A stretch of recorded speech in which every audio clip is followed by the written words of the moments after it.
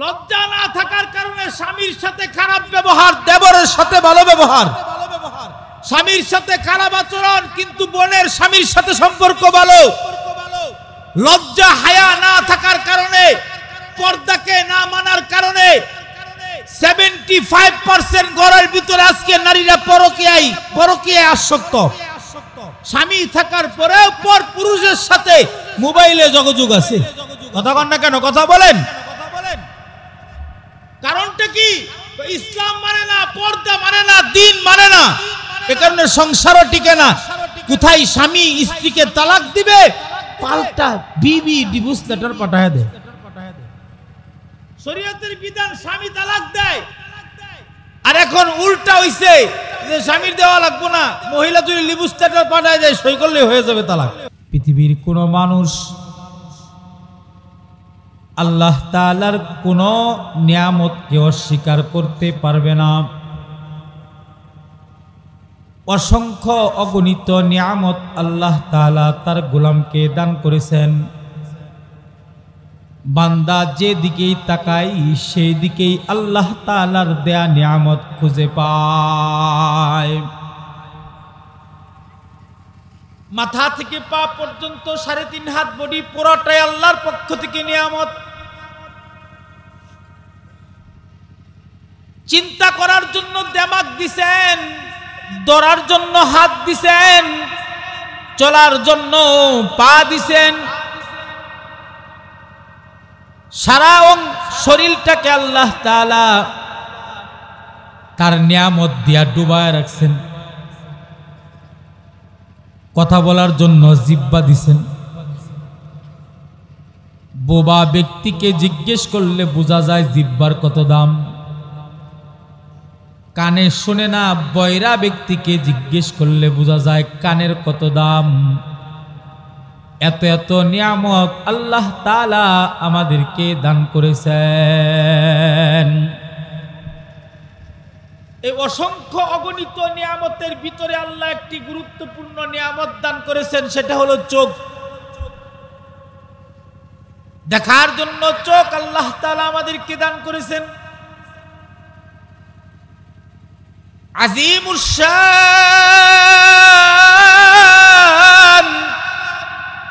এক গুরুত্বপূর্ণ নিয়ামত হলো চোখ। এই চোখ দিয়া পৃথিবীর চিজ আসবাব দেখা যায়, এই চোখ দিয়া রাস্তাঘাট চলাফেরা করা যায়। আল্লাহ তাআলার পক্ষ থেকে গোলামের জন্য বিশেষ নিয়ামত এই দুইটা চোখ।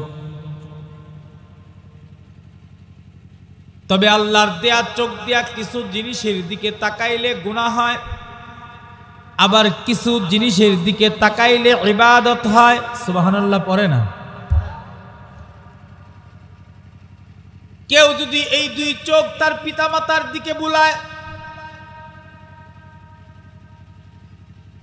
কোন মুসলমান যদি আল্লাহর দেয়া এই চোখ দুইটা আব্বা আম্মার দিকে এই চোখ দুইটা দিয়া তাকায়, হাদিসে পাকের ভিতরে রাসূল বলেছেন কবুল হজের সব তার আমল নামায় জমা করা হয়। আর জোরে কন্যা সুবহানাল্লাহ।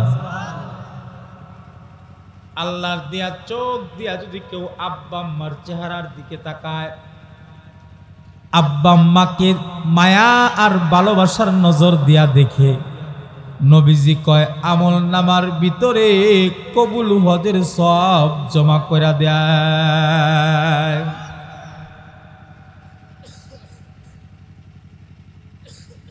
আবার এই চোখ দিয়া যদি আল্লাহর কোরআনের দিকে তাকায়, আমল নামার ভিতরে নেকি জমা করা হয়। উম্মতের শ্রেষ্ঠ সন্তান এই চোখ দিয়া যদি আলেমদের চেহারার দিকে তাকানো হয় তো আমল নামার ভিতরে নেকি জমা হয়, গুনাহ জয়রা পড়া যায়। সুবহানাল্লাহ পড়েন না? আলেমদের চেহারার দিকে চোখ দিয়া তাকাইলে গুনাহ মাফ করে দেয়, সগীরা গুনাহ মাফ করে দেয়, আমল নামার ভিতরে নেকি জমা হয়ে যায়।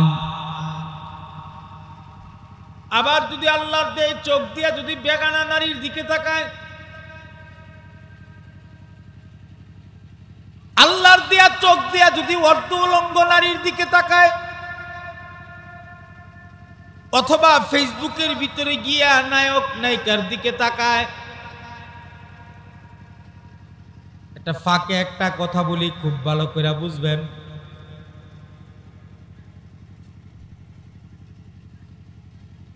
আল্লাহ তাআলা মানুষকে লজ্জা দান করেছেন, লজ্জা শরম। রাসূল বলেন, যার লজ্জা নাই তার ঈমান নাই। আবার নবীজি বলছেন, লজ্জা হলো ঈমানের অর্ধাংশ, ঈমানের অর্ধেক। আফসোস আর পরিতাপের সাথে বলতে হয়, আজকে মুসলমানদের মাঝখান থেকে লজ্জা উঠে গেছে। কোথায় গেল আজ লজ্জা? যে সন্তানটা মুসলমানের কিন্তু হাফ প্যান্ট পরে চলে, বালেক ছেলে, বড় হয়ে গেছে, বয়স হয়ে গেছে, কিন্তু 3/4 নামে হাফ প্যান্টকে হাঁটুর উপর উঠিয়ে রাস্তা দিয়ে বেহায়ার মতো চলাফেরা করে। অথচ আল্লাহর নবী বলেন, আল হায়াউ শু'বাতুম মিনাল ঈমান, ঈমানটা হলো ঈমানের, লজ্জাটা হলো ঈমানের অর্ধেক। সুতরাং সাবধান, তোমাদের ভিতরে লজ্জাশীলতা আনয়ন করো। নাভির উপর থেকে হাঁটুর নিচ পর্যন্ত ডাইকা রাখা এটা সমস্ত মুসলমানের জন্য ফরজ। যেহেতু আপনারা চর এলাকার লোক, আপনাদের ভালো করে বোঝার দরকার। যখন মাঠে কৃষি কাজ করতে যান, লঙ্গিটাকে পেঁচিয়ে পিছন দিয়ে এমন ভাবে বেঁধে রাখেন হাঁটু দুইটা দেখা যায়। কথা কোন ঠিক কিনা? মুহতারাম হাজিরিন, নাভির উপর থেকে হাঁটুর নিচ পর্যন্ত ঢাকা কি? কথা বলেন, কি বলেন? ফরজ। মুসলমান এই ফরজ তরক করে না। আপনাদের এলাকার মানুষ এই ফরজ তরকটা করে না। করে করে করে করে না? হাঁটুর উপরে লঙ্গি উঠায়। কৃষকরা যখন মাঠে চলে যায়, লেংটি দিয়া হাঁটুর বাটি বের করে তারা এরকম ভাবে গুনার কাজে লিপ্ত হয়। আর মুসলমানের কিছু সন্তান আছে, তারা হাফ প্যান্ট পরে বাইক চালায় ঘোরাফেরা করে এবং তারা এটাকে আধুনিকতা মনে করে, স্মার্ট প্রকাশ পায় এমন মনে করে। বলে না না না, হাফ প্যান্ট পয়রা খ্রিস্টানরা চলে, হাফ প্যান্ট পয়রা ইহুদি নাসারারা চলে, হাফ প্যান্ট পয়রা বিধর্মীরা চলে। কোন মুসলমান কখনো হাঁটু খোলা রাইখা কখনোই চলতে পারে না। কেন? কারণ কি? কারণ হলো লজ্জা নাই। আমারে যদি আপনি বলেন, হুজুর 1 লাখ টাকা দিমু খালি লঙ্গিটা একটু হাঁটুর উপরে উঠান, আমি বলবো 1 লাখ কেন, 1 কোটি টাকাও তুমি যদি আমার দাও, এত বড় একটা গুনার কাজে আমি শরীক হইতে পারব না। কেননা আমি মুসলমান, তার ভিতরে লজ্জা আছে, তার ভিতরে হায়া আছে।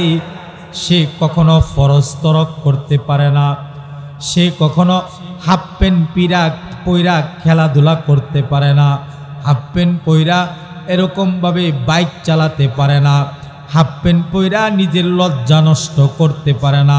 কেননা লজ্জাটা ইমানদারের জন্য একটা অন্যতম ভূষণ। পুরুষদের কথা বাদ দিলাম, মহিলাদের লজ্জা আজকে কোন জায়গায় গেল? মুসলমানের মেয়ে, আমার আপনার মেয়ে, মাথা থেকে পা পর্যন্ত ডাইকা রাখা তার জন্য ফরজ। শুধু চেহারা ডাইকা রাখা ফরজ নয়, নারীদের কণ্ঠটাও একটা ফরজ, কণ্ঠটাও একটা পর্দা। কোন নারীর কণ্ঠ চিকন, কোন নারীর কণ্ঠ মুঠা। আল্লাহ তাআলা নারীদেরকে আকর্ষিত করে বানাইছে। লোহার চুম্বকের ভিতরে যেমন আকর্ষণ, পুরুষ এবং নারীর ভিতরে তেমন আকর্ষণ। নারীর প্রত্যেকটা জিনিস আকর্ষণীয়। এই কারণে নারীর পোশাক আলাদা, নারীর জুতাও আলাদা। মহিলা কোন জুতা পরবে, মহিলার জুতা দেখলেও চেনা যায়, তার পোশাকটা দেখলেও চেনা যায়, তার শরীরের কাপড় চোপড় দেখলে চেনা যায়, তার চেহারার গঠন দেখলেই কে মহিলা এটা চেনা যায়। সুতরাং মহিলাকে আল্লাহ আকর্ষিত করে বানাইছে। এ কারণে নারীদের জুতার ভিতরেও আকর্ষণ আছে, নারীদের জামা কাপড়ের ভিতরেও আকর্ষণ আছে, নারীদের পোশাক পরিচ্ছদের ভিতরেও আকর্ষণ আছে, এমনকি নারীর কণ্ঠের ভিতরেও আকর্ষণ আছে। জোরে বলেন ঠিক কিনা? কিন্তু আফসোস আর পরিতাপের সাথে বলতে হয় যে মুসলমানরা কেনাকাটা করবে, বাজার সদাই করবে, হাই কোয়ালিটির দোকানগুলোর ভিতরে নারীদেরকে আকর্ষণ করে তুলিয়ে পুরুষকে আকর্ষণ করে তাদের ব্যবসা জমজমাট করার পাই তারা। কথা কন না কেন? কথা কন না কেন? একজন আরেকজনের সাথে মোবাইলে কথা বলবে, যদি বিজি থাকে তাহলে নারী কথা কয়, বন্ধ থাকলেও নারী কথা কয়। আবার একটা দোকানে ঢুকছেন, নারী রিসিভ করতেছে আপনাকে এবং কত আকর্ষণীয় মিষ্টি কণ্ঠে আপনার সাথে কথা বলতেছে, আবার স্যার স্যার বলে আপনাকে সম্বোধন করে খুব আপনাকে কাছে নিয়ে যাচ্ছে। উত্তরবঙ্গে মাহফিলে যাব, বিমানে উঠতেছি তো মহিলা রিসিভ করতেছে, ওয়েলকাম স্যার, প্লিজ স্যার, বসেন স্যার। মানে প্রত্যেকটা সেক্টরে নারীকে ব্যবহার করা হয়েছে, অথচ নারীর জায়গা ছিল ঘরের কোন, নারীর জায়গাটা ছিল পর্দার অন্তরালে। ইহুদি খ্রিস্টানেরা অথবা পশ্চিমারা মুসলমানদের ঈমানকে নষ্ট করার জন্য নারীদেরকে ঘর থেকে টেনে হেঁচড়ে বাজারের ভিতরে ঢুকায় দিয়েছে। কথা বল না কেন? কথা কোন জোরে বলেন।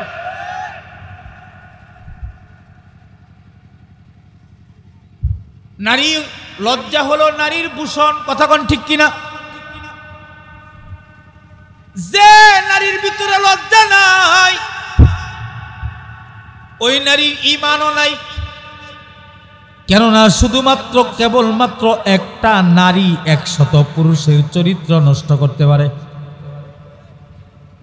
উলট পালট হয়ে গেছে, মানুষগুলো উলট পালট হয়ে গেছে। আমার পূর্বে যিনি বয়ান করেছেন তিনি গজল গাইতেছিলেন, গজলের ভিতরে কয়েকটা বাক্য ব্যবহার করেছেন যে মানুষ সব পাল্টে গেছে, পাল্টিনি তো জামানা। এখনো দিন আছে, 1400 বছর আগেরও দিন ছিল, এখনো রাত আছে, নবীর জামানাতেও রাত ছিল। সূর্য উদিত হয়, চন্দ্র উদিত হয়, বৃষ্টি বর্ষণ হয়, সব ঠিকঠাক আছে। খালি পরিবেশটা পরিবর্তন হয়েছে, মানুষের চিন্তা চেতনা পরিবর্তন হয়ে গেছে। নারীকে দিয়ে ব্যবসা শুরু হয়েছে, নারী আকর্ষণ, পুরুষকে চুম্বকের মতো তাকে টানতে থাকে, খালি কাছে টানতে থাকে।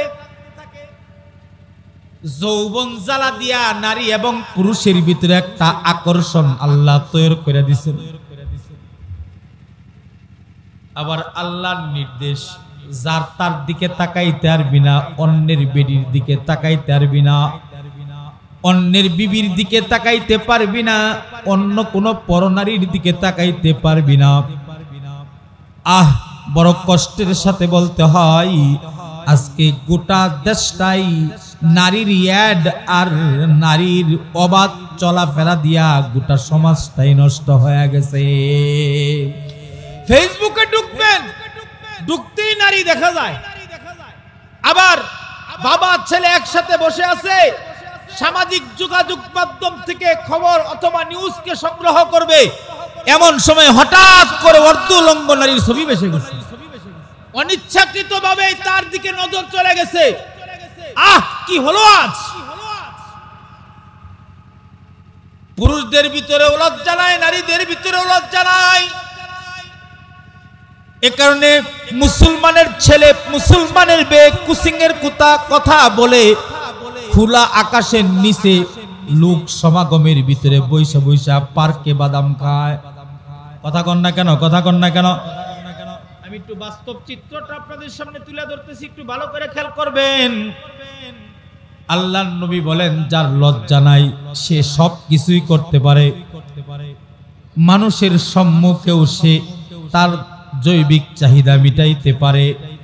পরনারীকে হাত ধইরা লইয়া রাস্তা দিয়া চলতে পারে। কথা কন ঠিক কিনা? যার লজ্জা নাই সে লজ্জা না থাকার কারণে যা ইচ্ছা তাই করতে পারে। হাইরে, মানুষের ভিতর থেকে লজ্জা উঠে যাওয়ার কারণে আজকে মোহাব্বত মানুষের ভিতরে খুঁজে পাওয়া যায় না। একজন আরেকজনের প্রতি বদ ধারণা, একজন আরেকজনের প্রতি কতক ধারণা নিয়ে চলাফেরা করে, যার কারণে পারস্পরিক একটা মোহাব্বতের বন্ধনটাও উঠে গেছে।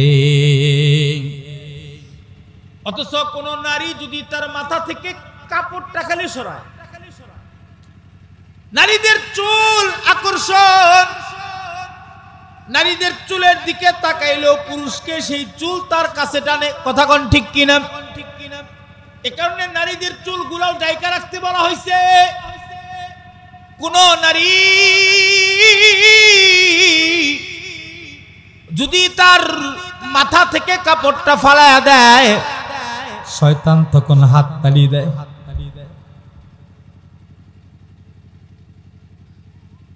আল্লাহ তাআলা আসমান থেকে এই নারীর উপর অভিশাপ পাঠায়। নারীদের ভিতরে কিছু বদ স্বভাব আছে, নিজেকে আকর্ষিত করার জন্য মাথার চুল কাটে, দাঁত এরকম ভাবে সুংলয়া দাঁত এরকম ভাবে সাইজ করে যাতে সুন্দর দেখা যায়, ব্রো কাটে, ব্রো। কথা কন ঠিক কিনা? ঠোঁটের এই স্টাইল করে। নবীজি বলেছেন, যে নারী চুল কাটলো, যে নারী নখ লম্বা রাখলো, যে নারী এরকম ভাবে দাঁত সাইজ করে করে রাখলো, যে নারী এরকম ভাবে মাথার উপর থেকে কাপড় সরায় ফেলাইলো, যে নারী মেকআপ চেহারার ভিতরে লাগায়া রাস্তা দিয়া চলাফেরা করে নিজের অঙ্গ প্রত্যঙ্গ মানুষকে দেখাইলো, আল্লাহ নবী বলেন আল্লাহ এবং তার রাসূলের পক্ষ থেকে এই নারীর জন্য অভিশাপ। আল্লাহ যেই মহিলাকে অভিশাপ দেয়, নবীজি যেই মহিলাকে অভিশাপ দেয়, তার শান্তি হবে? কথা বলেন, শান্তি হবে? এ কারণে আমি বলি, ও আমার মা, ও আমার বোন, সাবধান, নারীরাই জাহান্নামে বেশি গেছে। রাসূল মেরাজের রাত্রিতে যায় দেখেন নারীরা জাহান্নামের আগুনে পুড়তেছে। এক এক নারীকে এক এক ধরনের শাস্তি দেওয়া হয়েছে। এ কারণে নারীকে আস্তে কথা বলতে বলা হয়েছে। ঘরের দেওয়ালের বাইরে যেন নারীর আওয়াজ না যায়। এখন তো স্বামী স্ত্রী যদি একবার কাইজ্জা লাইগা যায়, তাহলে তো পুরুষের আওয়াজের চাইতে নারীর আওয়াজটাই বেশি শোনা যায়। যে স্বামীর পায়ের নিচে সন্তানের যে স্বামীর পায়ের নিচে স্ত্রীর জন্য জান্নাত লুকায়িত। রাসূল বলেন, আল্লাহ যদি আল্লাহ ব্যতীত কাউকে সেজদার অনুমতি দিত, নারীরে বলতো, নারী তুমি তোমার স্বামীর কদমে সেজদা করো। এমন স্বামীর সামনে উচ্চ আওয়াজে কথা বলা যায় না, এমন স্বামীর সামনে এরকম ভাবে বেয়াদবি করা যায় না, স্বামীকে গালমন্দ করা যায় না। স্বামীকে সম্মান করতে হয়, স্বামীকে ইজ্জত করতে হয়, স্বামীকে ভালোবাসতে হয়। লজ্জা না থাকার কারণে স্বামীর সাথে খারাপ ব্যবহার, দেবরের সাথে ভালো ব্যবহার, স্বামীর সাথে খারাপ আচরণ, কিন্তু বোনের স্বামীর সাথে সম্পর্ক ভালো। লজ্জা হায়া না থাকার কারণে, পর্দাকে না মানার কারণে 75% ঘরের ভিতরে আজকে নারীরা পরকীয়ায় আসক্ত। স্বামী থাকার পরেও পর পুরুষের সাথে মোবাইলে যোগাযোগ আছে। কথা কন না কেন? কথা বলেন। কারণটা কি? ইসলাম মানে না, পর্দা মানে না, দিন মানে না, এ কারণে সংসারও টিকে না। কোথায় স্বামী স্ত্রীকে তালাক দিবে, পাল্টা বিবি ডিভোর্স লেটার পাঠায় দেয়। শরীয়তের বিধান স্বামী তালাক দেয়, আর এখন উল্টা হইছে যে স্বামীর দেওয়া লাগবো না, মহিলা যদি ডিভোর্স লেটার পাঠায় দেয়, সই করলে হয়ে যাবে তালাক।